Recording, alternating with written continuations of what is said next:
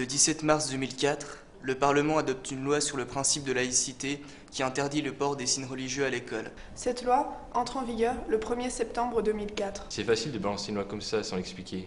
Sans faire de démarche envers ceux qui sont directement concernés. Comme si on devait accepter une loi sans la comprendre. Parce que posé comme ça, on dirait de la discrimination. Nous, on se demande pourquoi le législateur n'a pas été capable d'expliquer pour quel motif on interdit le port de signes religieux à l'école. Dans une société qui met en avant la liberté de penser. Pourquoi il y aurait une concurrence entre laïcité et croyance? Pourquoi on pourrait pas afficher nos convictions? Alors qu'une loi est censée nous protéger? On dirait que celle-là engendre la violence. Puisque le législateur n'a pas cru bon de dire en quoi cette loi est légitime, on va vous le dire, nous. Pourquoi? Ce n'est pas avec certaines convictions que la République est incompatible. C'est avec la manière dont l'individu acquiert ses convictions. Ce n'est pas avec certaines convictions que la République est incompatible. C'est avec la manière dont l'individu acquiert ses convictions. Ce qui veut dire en clair que dans nos écoles, on met entre parenthèses nos propres convictions pour être sûr que c'est bien nous-mêmes qui les forgeons. Alors, partant de ce principe, on aurait pu nous dire Que cette loi protégeait la liberté de penser en empêchant les fanatismes de s'exprimer. Qu'elle protégeait nos convictions contre celles imposées.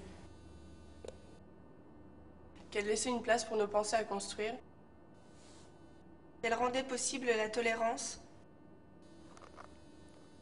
Qu'elle permettait une ouverture d'esprit. Qu'elle laissait une place pour le doute, condition du savoir. Si on nous l'avait dit comme ça, on aurait su pourquoi à l'école on range tout.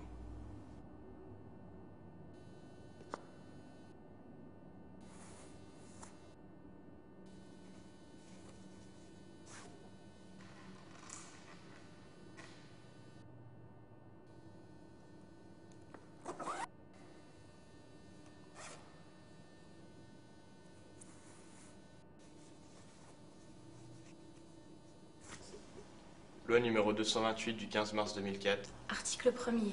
Le port de signes ou de tenues par lesquelles les élèves manifestent ostensiblement une appartenance Religieuse est interdit.